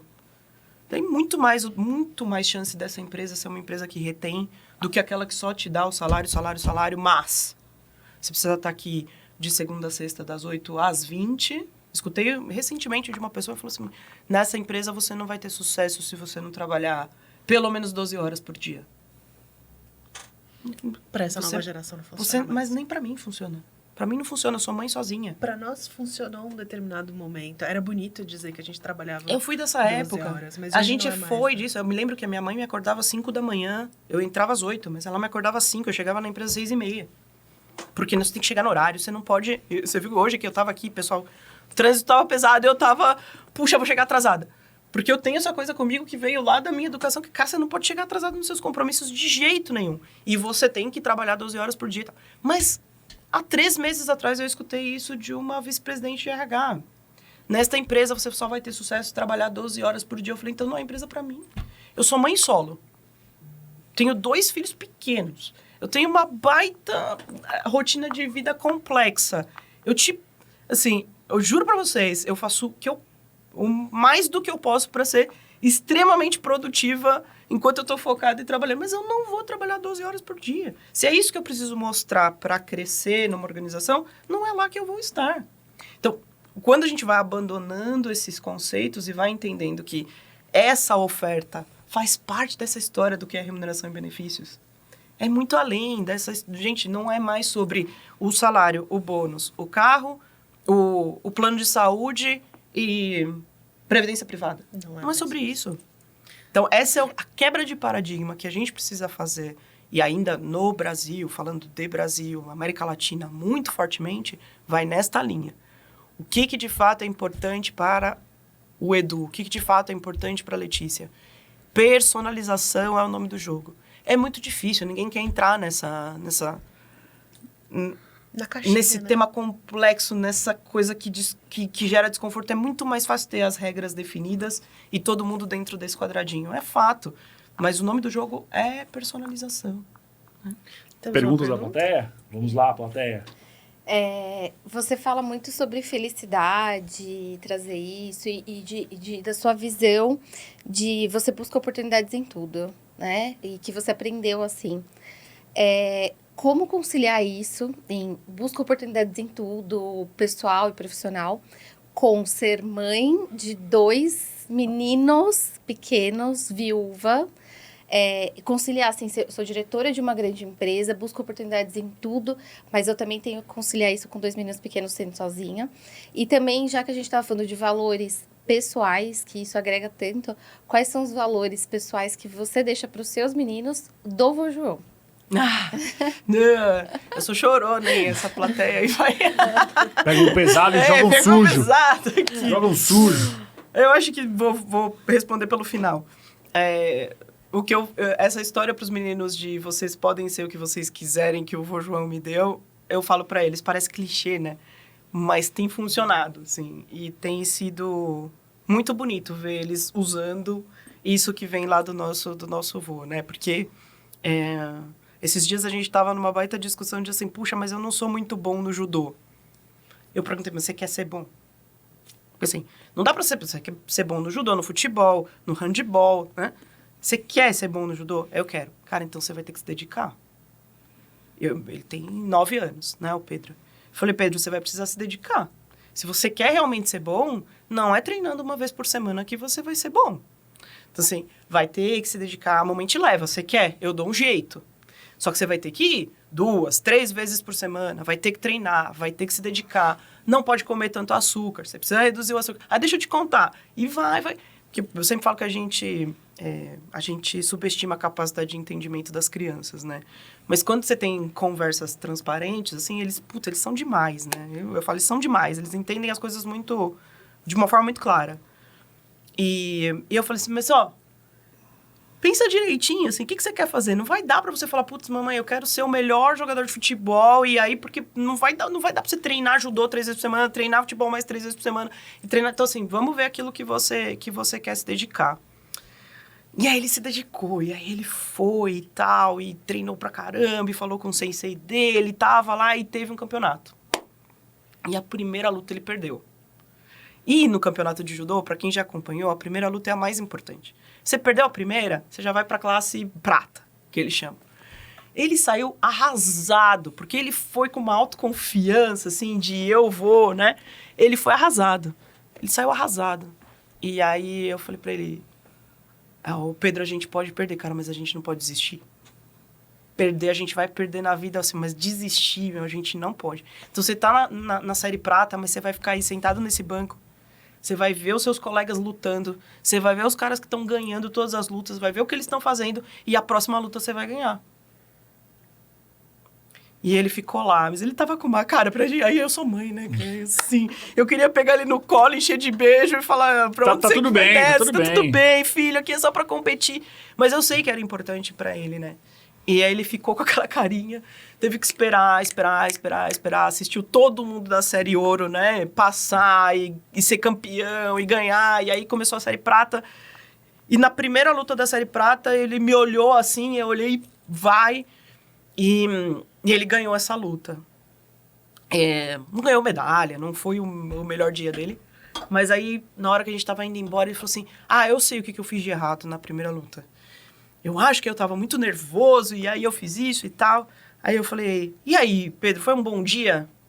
Foi um bom dia, eu aprendi bastante coisa. Eu falei, tá bom. E eu acho que foi isso que... É isso um pouco do que eu faço também. Eu erro pra caramba. Eu fico frustrada pra caramba. Tem muita coisa que eu queria já ter feito que eu não consegui fazer. Então, sim, eu tenho uma carreira de sucesso. Sim, eu sou grata. Sim, eu construí bastante coisa legal. E acho que a gente precisa também falar que é possível. Falo muito quando eu vou na igreja conversar com os adolescentes. E assim, cara, é possível. Assim, tem um monte de oportunidades aí fora pra quem quer. Para quem quer se dedicar, para quem quer fazer e tal, tem oportunidade, sabe? Para você ter sucesso, para você chegar onde você quer, para você realizar os seus sonhos. Mas não é fácil. O problema é que tem muita gente querendo que o sucesso venha fácil. Uhum. Não é fácil. Só no dicionário. É duro, né? Assim, só no dicionário. Então, se você me perguntar, puxa, você dorme todas as horas que você gostaria de dormir? Eu não durmo. E eu vou ser honesto aqui, porque eu poderia falar para vocês aqui nesse podcast, não, nossa, eu equilibro muito bem, eu sou mãe, viúva, né, diretora de uma multinacional, mas eu durmo 8 horas por dia, faço academia 5 vezes por semana. E, cara, não é isso. Assim, para minha saúde mental, tive que... Até porque, assim, obviamente, eu perdi meu esposo muito cedo, uma doença muito agressiva. Eu fiquei em depressão, sim. Então, assim, não dá pra... Sim, eu tive depressão. Sim, eu precisei da ajuda da organização. Precisei da ajuda da minha liderança. Não dá pra você sair desse lugar trabalhando 12 horas por dia. Você não consegue. Foi muito difícil sair daí. Eu entendi que exercício físico tinha que entrar na minha rotina como remédio. Então, hoje eu faço como remédio. E funciona, e te ajuda a sair desse lugar de depressão. Eu tive que reconstruir a minha vida nos últimos 18 meses. Reconstruir como é que eu faço pra cuidar dos meus filhos sozinho. Meu marido era um baita parceiro. E foi por causa desse baita parceiro que eu cheguei onde eu cheguei também. Então, é muito importante para as mulheres, assim... eu entendo e eu concordo com todo o movimento de a mulher pode ser o que ela quiser. Ela pode sim, mas acho que todo ser humano pode ser o que ele quiser. Mas qualquer ser humano não consegue fazer tantas coisas se não for com um apoio. E eu demorei muito a aprender a pedir ajuda. Então, se eu pudesse dar um conselho assim, eu demorei demais para aprender a pedir ajuda. Cheguei com altos preços em alguns momentos da minha vida. Mas hoje eu peço ajuda. Se me oferecer ajuda, eu tô aceitando. Assim. Então, acho que rede de apoio é importante para poder equilibrar. Tem as mães maravilhosas que estão lá, sempre alguém que me manda uma mensagem. Você lembrou que hoje tem que entregar o trabalho X da criança. Não é fácil ser mãe executiva, não é. Não vem com essa história de que é lindo, o mundo é cor-de-rosa. Não é. É difícil, sim. É gratificante, sim. Mas acho que o exemplo que a gente dá para as crianças também é sensacional, né? Um dia, o meu filho mais novo me perguntou, mamãe, o que você faz na Pepsi? Né? Porque ele tinha certeza que eu fazia biscoito. Da Toddy, que é o biscoito que ele mais ama. E quando eu falei assim, nossa, a Pepsi não faz mais o biscoito, ela vendeu esse negócio, mas ainda está vendendo no mercado, só que não é mais da Pepsi. Nossa, então o que você faz agora?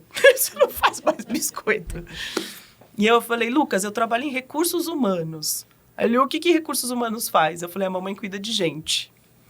E aí ele falou assim, você cuida das pessoas? Sim, eu cuido das pessoas. Quantas pessoas tem lá? Aí eu falei, filho, tem 12 mil pessoas.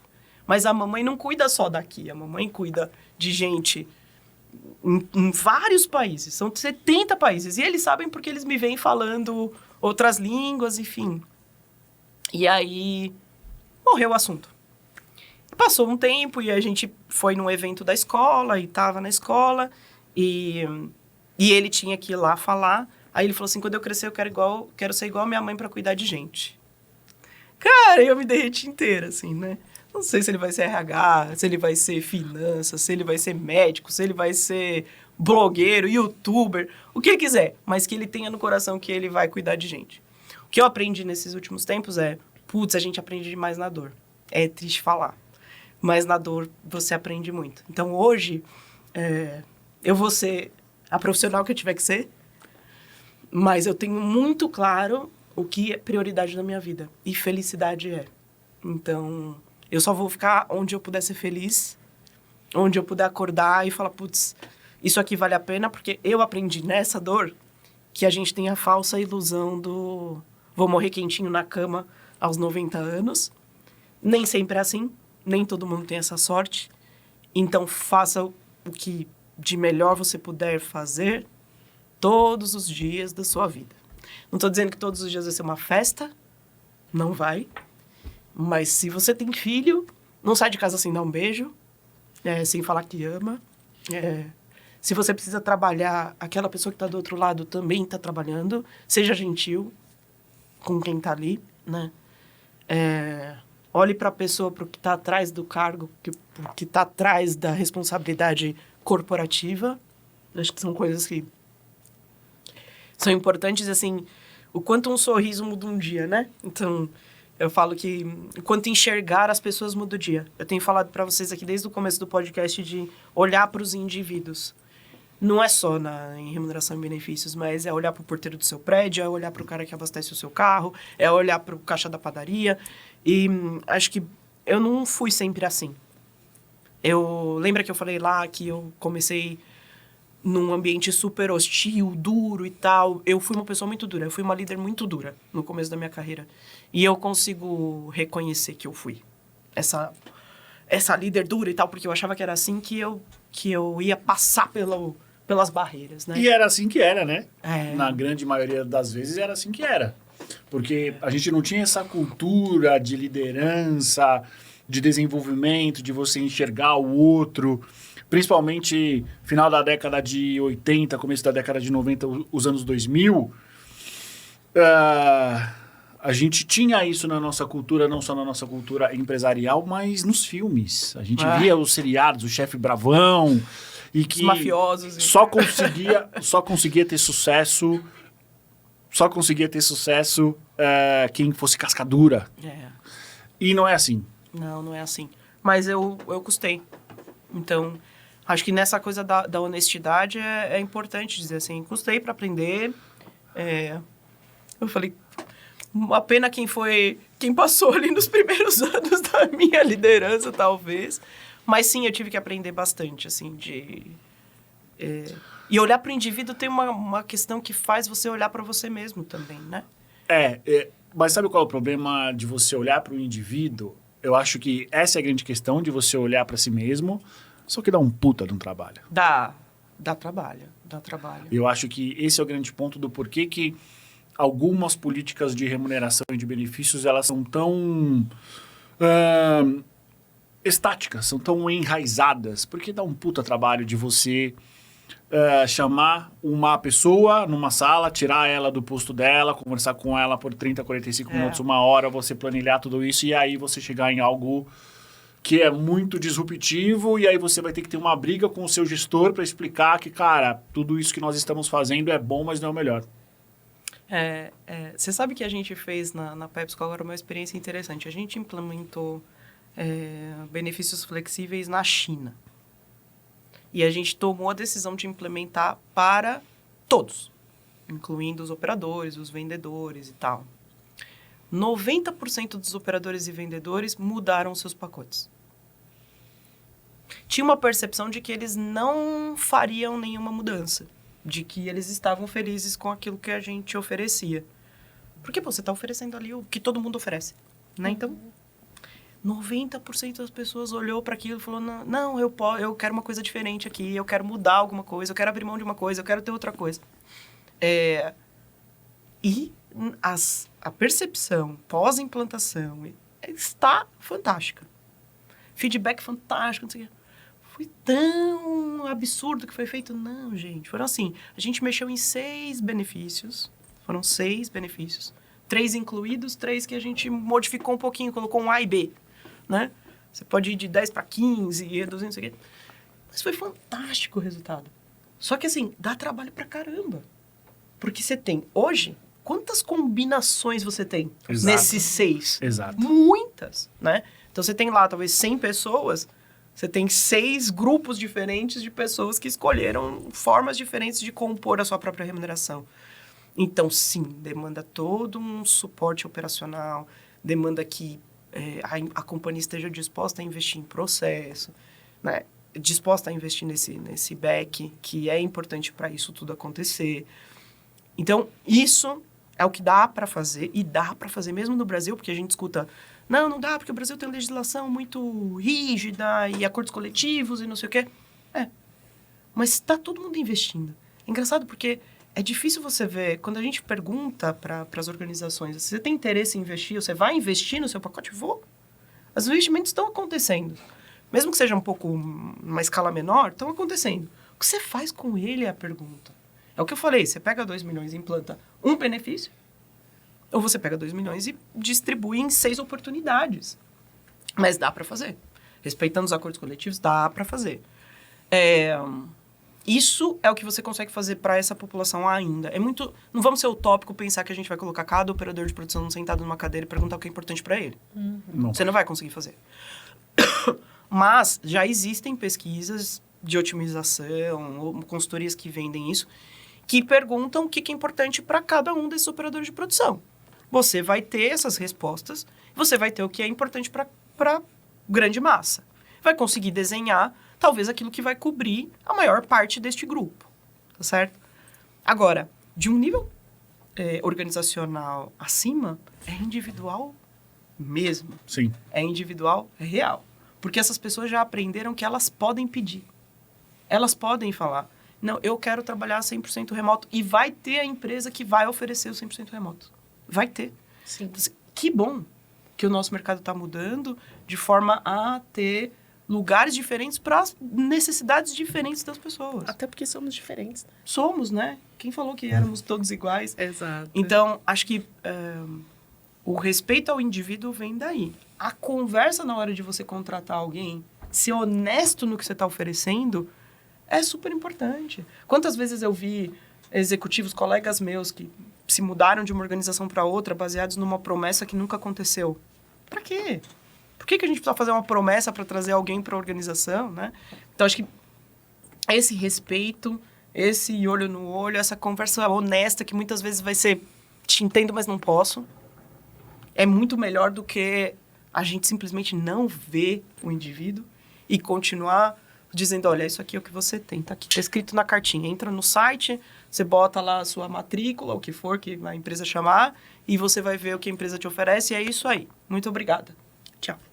Dá para fazer coisas muito simples que E baratas. fazem muita diferença para a organização. Olê, a gente tem costume de pedir para nossos convidados um filme, um podcast, uma série, um livro ou qualquer coisa aí que você viu ultimamente que mudou tua percepção.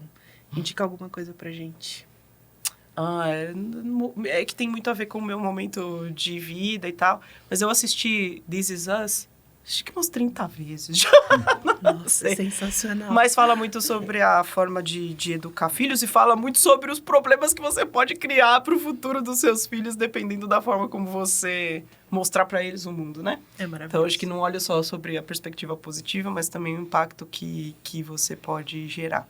Digo que ser pai e mãe é uma baita responsabilidade, talvez, né? Com certeza é a maior responsabilidade da minha vida e dos seres humanos que eu vou colocar no mundo, né? Tem um psicólogo que tá famoso aí nas redes sociais que eu gosto muito e ele fala Quem que é? O Léo Friedman. Não conheço, esse eu não conheço ainda. Ele fala bastante sobre... tem muito pai, né? Que tá fazendo a salada de fruta do mal. Que, assim, você cria o filho banana e depois joga o abacaxi pra sociedade. Né? É um pouco disso.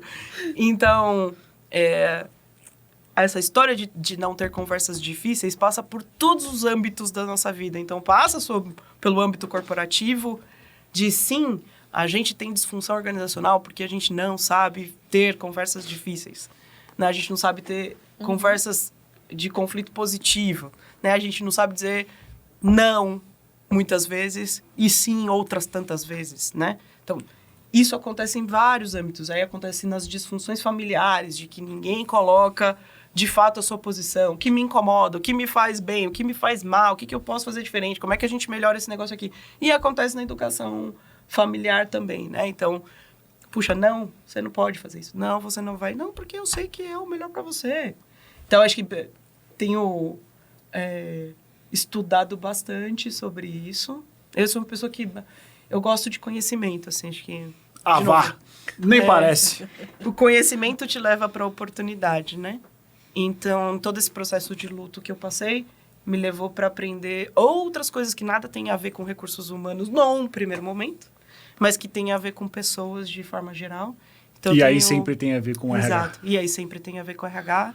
Então, é de... O que faz sentido para os indivíduos. Eu fui estudar bastante sobre os diversos estudos sobre felicidade que as universidades americanas estão conduzindo, já conduziram. O que é felicidade, como é que se alcança a felicidade, não sei o quê. E o que eu tenho aprendido em todo esse processo não tem fórmula mágica, a não ser o que você faz com o seu dia. E o que é felicidade para você hoje? O que você... Dentro desses conceitos, provavelmente você deve ter lido alguma coisa de psicologia positiva, que foi... Eu fiz um curso sobre isso em Stanford. Foi o primeiro aglutinador de várias teorias, e aí veio com esse nome. E aí, hoje a gente tem muitas outras coisas. Hoje, para você, qual é o conceito de felicidade? É uma pergunta canalha, eu sei, mas eu preciso fazer. É que, para mim, felicidade... esses dias eu fiz um post despretensioso, mas que um montão de gente veio falar comigo. E eu falei, caramba, por quê? Sobre rotina. Rotina. Vou dizer para vocês que hoje o que eu mais valorizo é conseguir acordar, tomar café com os meus filhos, trabalhar bem, entregar o que eu preciso no meu dia, ter uma boa refeição em família, dormir na minha cama quentinha. Cara, eu não preciso mais que isso. Assim, essa rotina é maravilhosa. Eu vivi 4 anos sem rotina nenhuma. No caos. Caos. Hospital, e não sei o quê, e farmácia, hospital, e a pessoa tá bem, tá mal, vai morrer, não vai morrer, né? Tá bem hoje, amanhã não tá, você não pode marcar sua viagem, você não pode marcar viagem de férias, você não pode, porque você não sabe o que vai acontecer. É uma bomba relógio. Hoje a felicidade pra mim é esse negócio aí. Assim, eu fico muito feliz no fim do dia, quando a gente se ajoelha pra orar e a gente fala, nossa, hoje foi um dia bom. Por que foi um dia bom? Porque deu tudo certo, correu tudo bem, sabe assim? Aquele dia mais morninho é o que me faz feliz. É isso. 2 perguntas técnicas.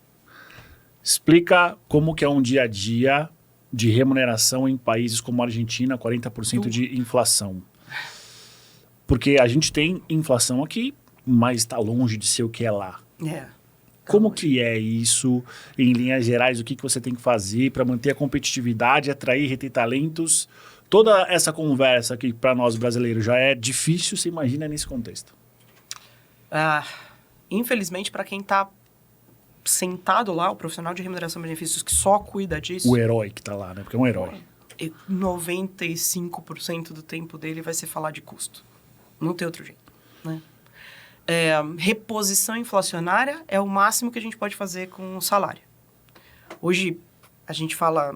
Venezuela, você faz reposição salarial agora de 3 a 4 vezes ao ano. Na Argentina, de 2 a 3 vezes ao ano, a gente já está fazendo correção salarial.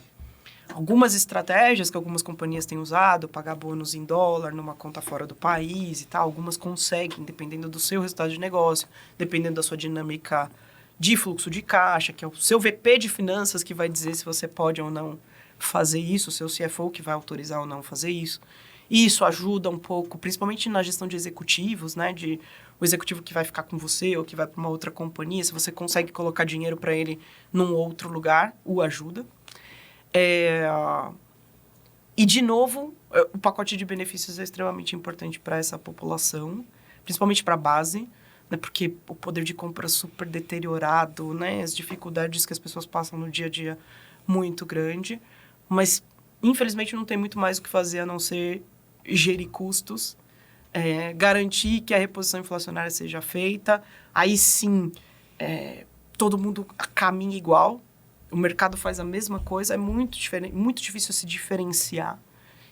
E você vai ficar numa companhia ou não, na Argentina, não vai ser por remuneração e benefícios.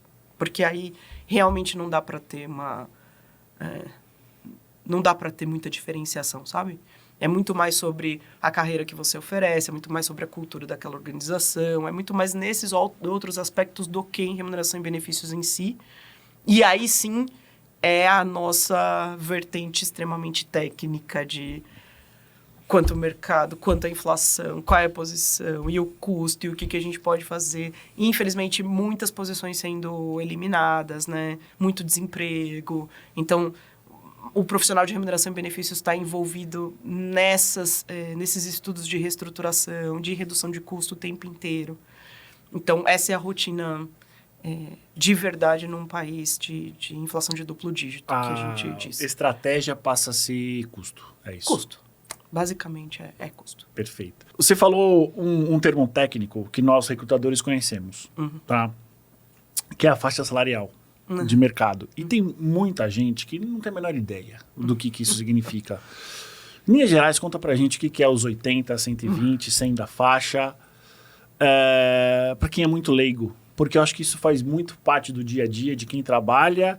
E muitas vezes a pessoa não sabe por que ganha R$100 a menos do que o par ou que ganha 200 a mais que ele. Explica esse conceito pra gente. Conceito estatístico, basicamente, é difícil a gente explicar, mas normalmente as estruturas salariais são construídas a partir de um ponto 100, né? Então, quando a gente fala de 80 a 120, é baseado num ponto médio, que a gente pode definir sendo a mediana de mercado, ou o terceiro quartil de mercado, aí depende da estratégia de cada companhia. Esse ponto médio ele é construído olhando para o mercado e para a inflação. Então, a gente diz quanto vale aquele grupo de cargos que está naquele nível. Com base nessa dispersão, a gente cria um ponto médio. Como eu disse, pode ser, eu olho para essa dispersão estatística e digo, eu quero usar mediana de mercado, eu quero usar terceiro quartil para construir esse ponto 100. E aí eu tenho uma faixa que vai de 20% abaixo, 20% acima disso, para posicionar os meus profissionais. O conceito de quando isso foi criado, né, do 80 ao 120, tinha a ver com experiência, com... basicamente era tempo de experiência e era formação, que levava você a estar no 80 ou você estar no 120. O problema disso é que é só uma medida estatística. Então quando eu olho que quanto mais as pessoas se movimentam, mais o mercado se movimenta. Sim. Se o mercado se movimenta, eu posso chegar num índice que diz estes cargos que estão neste nível se movimentaram 10% esse ano. Então, o ponto médio lá que você tinha, que era 100, passou a ser 110, certo? Isso quer dizer que todo mundo deveria crescer 10%? Você não repassa o movimento de mercado para todo mundo. Você não consegue fazer esse tipo de reposição. Então, se a sua verba salarial é de 5%, você vai ter uma média de movimentação de 5%. A pessoa que estava em 90%, só por um movimento estatístico, cresceu 10%, passou a estar em 80%. E vai receber 5%. Então, de um ano para outro, ela estava no 90%, ela passou a estar no 85%. Aí o profissional que souber que aconteceu isso com ele vai dizer, nossa, eu estou perdendo dinheiro. Na prática, não. Não está perdendo dinheiro. É só um movimento estatístico. Por isso que a gente já não divulga mais posicionamento de faixa para ninguém, porque é muito difícil de explicar essa movimentação estatística para todo mundo. Fácil, mais importante ainda, a questão de eu garantir que eu estou pagando o que essa pessoa deve receber com base na sua experiência, na sua formação, nas suas entregas. E aí é que entra a questão de gestão de performance, que é o outro ponto super importante para a remuneração e benefícios e para as organizações. Então, eu diria que faixa salarial não é uma questão que a gente precisa explicar para todo mundo mesmo, não, sabe? Eu acho que isso é do profissional de remuneração e benefícios, do profissional de RH que precisa saber, do recrutador e tal, mas a gente não deveria ficar gastando saliva nessa explicação. Acho que por muito tempo a gente tentou explicar isso para a organização de forma geral, para os funcionários de forma geral, e não vai, não precisa. No fim, não é isso que vai fazer diferença. Se eu estou no 85, no 90 ou no 110, não é isso que vai fazer diferença. O que a gente, de novo, precisa garantir é que, de fato, eu estou pagando de forma correta as pessoas, de acordo com aquilo que elas aportam para as organizações, e, de fato, eu estou diferenciando quem entrega mais performance do que o outro, que acho que é a grande dificuldade que a gente tem hoje em dia. Garantir remuneração por performance tem sido bastante difícil e é onde gera maior insatisfação nas organizações. Por que gera insatisfação? Porque gera insatisfação nos melhores caras. Tá. Nas pessoas que mais entregam, porque, puxa, se eu tenho uma alta performance nesse nosso mundo em que meritocracia foi banalizado, e eu tenho lá 2% de mérito para distribuir, se eu tiver super alta performance, eu vou ganhar 4% esse ano. E o meu colega que foi mediano, 2,5%. O que eu fiz com 1,5% de diferença? Parece que eu fiz O esforço foi muito maior do que a recompensa. Então, de maneira geral, todos os estudos que eu já vi, ninguém está satisfeito com o Pay for Performance, ninguém está satisfeito com meritocracia nas organizações, porque perdeu o conceito de ser, de fato, meritocracia, né? Então, como é que a gente faz para que quem, de fato, tem alta performance se sinta reconhecido pela alta performance? Porque ele vai buscar continuar sendo alta performance se você o reconhece. O que a gente tem feito psicologicamente e culturalmente é que a gente vai jogando todo mundo pro meio. Porque eu que sou alta performance... Gente, custa ser alta performance, não é assim? Pô, eu sou tão diferenciado que eu faço aqui com o pé nas costas e entrego alta performance todos os anos. Ou a sua meta é mal definida. Mas se a sua meta é bem definida para todo mundo, a pessoa que entrega alta performance se dedica para entregar alta performance. Ela realmente faz um esforço adicional para entregar alta performance. E se você diz para ela que isso vale a mesma coisa de quem entrega performance mediana, talvez no próximo ano eu tenha 2 medianos. Eu tenha 2 medianos. Então, a gente não está influenciando só a vida dele, porque ele vai ficar chateado e infeliz, não vai conseguir conquistar os sonhos dele e tudo mais, porque ele não está crescendo salarialmente. Mas a gente também está criando um movimento organizacional que todo mundo vai chegar na mediana. Todo mundo vai chegar aqui, ó. Todo mundo vai ser médio, do ponto de vista de performance. E tá tudo bem. Porque a organização está passando uma mensagem. Eu falo que o seu pacote de remuneração e benefícios, ele passa mensagens. Você está dizendo para a pessoa que independente da sua performance, você vai receber ali entre 3% e 5%. Não representa o tamanho do esforço feito para entregar alta performance. Então, as organizações que querem ser organizações de alta performance precisam estar dispostas a pagar alta performance. De diversas formas. Se não vai ser no mérito, diferentes razões, até por estratégia financeira, de impostos, o que seja, eu preciso criar outros mecanismos que mostrem que vale a pena me dedicar para ser alta performance nessa organização. E aí, novamente, a gente cai naquela questão de conhecer o indivíduo. Exato.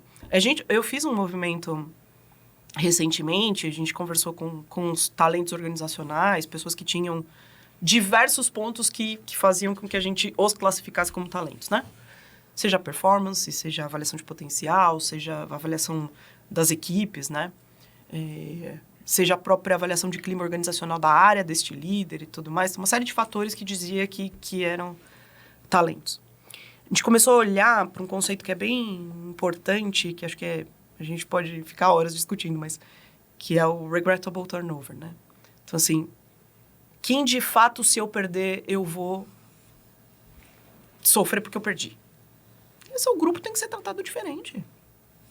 Essa história de tratar todo mundo igual só leva todo mundo para mediana.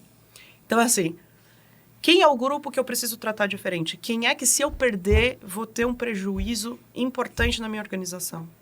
E eu não estou só falando dos high potentials e tem uma série de pontos que podem entrar aí.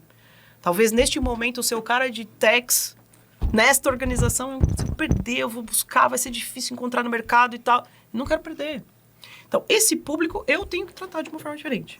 A gente conversou com essas pessoas. Guess what? Nem sempre salário aparecia. Muitas vezes salário não aparecia. Tava claro o líder, o executivo, o gestor, whatever, que dinheiro era o drive. Claro, dinheiro é meu drive. Tá bom, ok. Para esse cara eu posso fazer um retention bônus? Posso? Posso colocar dinheiro na conta dele? Posso. Posso forçar o bônus dele? Posso. Você precisa ter mecanismos dentro do seu pacote de remuneração e benefícios que permitam essa forçada. Essa de, vou injetar dinheiro no cara que quer dinheiro. Mas não serve para todo mundo. Conversamos com pessoas que falavam assim, teve uma pessoa que falou para mim, você quer me reter? Me mantenha nessa gestão de liderança que eu tenho. Eu falei, uau! Assim, eu tô muito feliz aqui, eu consigo inovar, eu consigo fazer as minhas ideias acontecerem, o meu líder é fantástico, eu trabalho de forma leve, eu tô feliz pra caramba, eu tô crescendo, tá tudo bem. Tudo fantástico. É uma outra conversa. Qual é a ficha que eu vou colocar nessa pessoa? O que eu vou fazer para ele? Tinha a ver com desenvolvimento, tinha a ver com exposição, tinha a ver com permitir que ele entregasse os projetos que ele queria entregar. Tinha pessoas que tinham a ver com flexibilidade, né? Tipo, uma pessoa que falou, puxa, minha esposa foi trabalhar em Porto Rico e agora eu preciso viajar, então seria muito legal que a companhia me permitisse trabalhar de lá uma semana por mês. Ainda não temos esse conceito, mas será que dá para ter? Pô, né? Ir trabalhar, tem uma questão de legislação que precisa ser trabalhada, mas dá para fazer. Então, veja como são histórias diferentes. Tem a ver com as histórias de cada um. Tem a ver com um cara que está num momento de vida que o negócio dele é ganhar dinheiro porque ele quer casar e ele precisa construir patrimônio. Tem a ver com uma pessoa que está super feliz no que está fazendo e está crescendo profissionalmente e quer manter esse pacing, né, de crescimento. Tem a ver com outra pessoa que teve uma mudança na vida e que precisa equilibrar os pratinhos para continuar administrando a sua família. É isso. Então, para esses talentos, a gente se abriu para planos de ações completamente diferentes para cada um deles. É uma delícia. Trabalhar assim é uma delícia, porque você, de fato, aí sim você vê que você está influenciando positivamente na vida daquela pessoa ali. Isso é muito bacana. E de um ponto de vista estratégico prático, quando você tem esse tipo de política, você está mostrando para as pessoas que ainda não têm uma alta performance o que é preciso fazer para elas se tornarem alta performance. Né? As coisas não ficam subjetivas, como você falou. Não fica subjetivo, tem um roleplay ali, tem que lidar com desconforto sim. Claro. Não é muito legal saber que eu não tô lá. Claro que a gente não divulga, né? Olha, esse aqui é o grupo X. Mas nas ações você começa a perceber. Você começa a perceber que o colega tá indo para foi chamado para um treinamento super legal num outro país, ou tá recebendo uma outra coisa, tá se movendo num outro sentido. Mas, poxa, se não é reforço de exemplo positivo, o que a gente quer fazer? Se a gente fala disso em tantos outros âmbitos da nossa vida, né? Que você precisa ter exemplo positivo, reforço positivo, que você precisa ter roleplay, em diversas situações da sua vida, mas no trabalho nós tem que tratar todo mundo igual para ninguém ficar chateado. Não é sobre isso. E, gente, é sobre momentos, assim.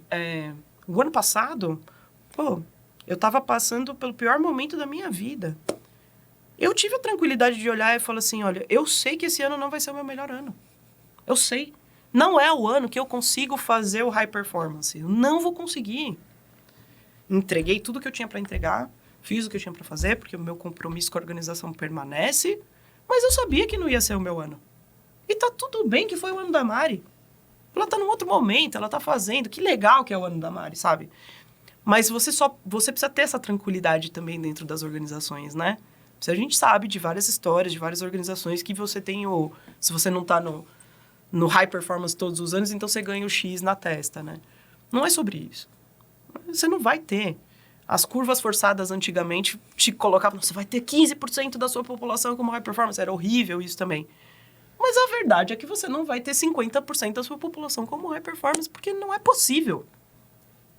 Não é possível. As pessoas estão vivendo suas vidas, vivendo seus momentos. Às vezes você é um super high performance, assume uma posição nova, um desafio novo, e naquele momento não dá para aprender, assumir um desafio novo e se manter high performance, e tá tudo bem, né? Tá tudo bem a gente falar sobre isso. Mas, gente, todos os anos você vai ter um grupo de high performance que você precisa reconhecer, você precisa mostrar que esse grupo está sendo reconhecido de forma diferente. E vai ter a frustração, e vai ter a turma que vai estar no low performance, sim. E faz parte. Faz parte. Faz parte e, querendo ou não, você precisa ter essa turma também. Eu tive um ano de low performer, assim, na minha carreira eu tive um ano de low performer. Foi difícil engolir aquilo lá. Né? Porque eu lembro que a quarta série, a professora da quarta série chamou minha mãe e falou, eu vou dar, na época era A, B, C, D, E, né? Eu vou dar um C pra Letícia em português, porque ela precisa aprender que ela não vai ser A sempre. Pra que ela fez aquilo? Eu quase fui na escola, eu queria saber, eu queria ver a prova, né? Eu tinha, sei lá quantos anos. 10. 10, 11. Mas assim, porque pra mim, eu precisava ser boa sempre. E ela começa lá de trás, né? Eu levei esse conceito, assim, não, tenho que ser. Então, nesse ano que eu recebi tal do low performer, eu falei, peraí, o que é isso aqui, né? Foi um choque, assim. Então. Mas, olha, eu vou te dizer que foi talvez um dos melhores momentos, assim, pra mim. Porque naquela hora foi um líder super...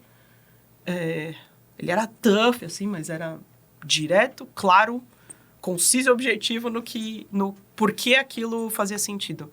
Não tinha dúvida de que era aquela avaliação que eu precisava ter aquele ano. E aquilo me impulsionou para desenvolver uma série de coisas que eu não estava vendo. Eu não estava enxergando. Aí fiz mentoria, fiz coaching, fiz uma série de coisas. E foi super legal olhar para aquele... Hoje é super legal olhar para aquele momento e falar, cara, como eu cresci ali. Agora, se a organização pune o low performer, então ninguém pode ser low performer. Porque o líder também... Vários líderes vão falar, não quero punir ninguém, né? A organização tem políticas que punem o low performer, então não tá bom ser low performer. Você não dá oportunidade de desenvolver, não dá oportunidade de aprender, não dá oportunidade de evoluir. Então, acho que tudo é mensagem. De novo, tudo é sobre o indivíduo. Tudo é mensagem. Se eu for low performer nessa organização, tá tudo bem? É um olhar de desenvolvimento ou um olhar de desligamento? Às vezes vai ser de desligamento, vamos ser honestos. Mas muitas vezes deveria ser olhar de desenvolvimento. Tudo bem se eu tiver um ano mediano, 70% da população vai estar no ano mediano. E tá tudo bem. Isso não deveria impactar o seu crescimento de carreira. Isso não deveria impactar as oportunidades que você vai receber na organização. E se eu tiver um ano super bom, high performing, vai valer a pena? Tem que valer a pena. Porque eu abri mão de muitas Tem que coisas. valer a pena. pra Porque tá lá, né? eu me dediquei para aquilo lá acontecer. Algo mais, senhoras? Não, Alguma senhora. coisa, querida convidada, que a gente não te perguntou, que você gostaria de falar para nós? Acho que sim, acho que tem um ponto que eu queria desafiar talvez um pouquinho as organizações, que assim, quem é o profissional de RH hoje em dia? Assim, o que é que a gente está buscando? Quem é a pessoa que a gente quer ter no RH da nossa organização? A área de gente, a área de people, a gente chama do jeito que quiser. Mas começa a colocar umas pitadinhas de pimenta aí. Começa a trazer pessoas diferentes do que você tem hoje na sua organização. Diferentes de pensamento, diferentes de experiência, diferentes de trajetória, de histórias para contar. Tenta trazer um cara de negócio pro teu RH. Alguém que não é RH, alguém que é vendas. Bota sentado ali para te olhar de um jeito diferente. Para falar, cara, sabe como que a gente enxerga isso fora da porta do RH? Né? Começa a trazer esse tipo de perfil e a se auto-questionar sobre o que a gente está fazendo aqui. O que a gente pode fazer diferente. E muito assim, a gente tem uma comunidade, na verdade. Todo mundo se conhece, a gente se fala, um conhece o outro conhece o um, né? O poder que existe nessa comunidade é muito grande. Então, quanto a gente pode, sim, ser generoso, sim compartilhar conhecimento, sim participar de uma roda de conversa, de um café, de um jantar, de um encontro. Compartilhe o conhecimento que você tem. Eu sei de remuneração e benefícios, o outro vai saber tudo sobre desenvolvimento de talentos, e o outro sabe tudo sobre fazer fusões e aquisições. E tem um outro... Cara, essa comunidade tem muito poder e a gente usa muito pouco dela para realmente transformar as nossas organizações. Então, acho que esse é um convite. E o outro convite é RH, gente, de novo, é sobre gente. Se não é só o RH que cuida de gente, todos os indivíduos têm que cuidar um do outro, mas se o RH não tiver o olhar de fato de que isso é sobre gente, a gente não vai conseguir transformar essa história de políticas arcaicas e de uma série de coisas que só atrasa as organizações e não leva a gente para um lugar melhor, para um lugar de sucesso, para um lugar de felicidade, que foi o que eu tentei trazer várias vezes aqui na nossa conversa. Muito bom, ficaremos mais 2 horas Exato. aqui. Eu adorei. Para quem quiser conversar com você, como é que faz? LinkedIn apenas? LinkedIn é o melhor canal. Letícia Dias, viu? É isso Você aí. que tá aí vendo a gente. Última pergunta é quando você volta? Quando eu volto, Pra cá? Segunda temporada?